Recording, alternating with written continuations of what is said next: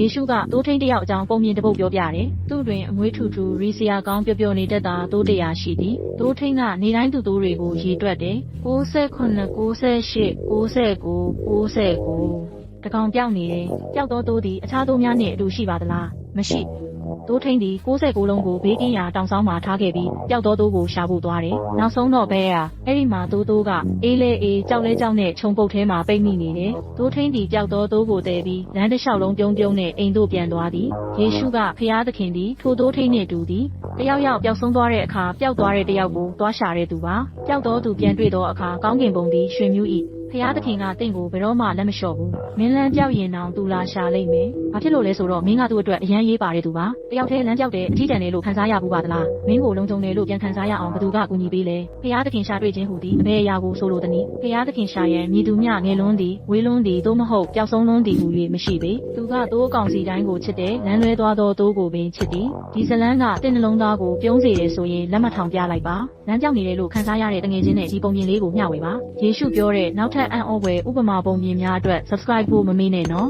credit များပျောက်ဆုံးသောသို့မသေး18 14နှစ်မှ14မင်းအချစ်ခံရဖို့မင်းလည်းပျောက်လုံးနေဆိုတာမရှိပါဘူး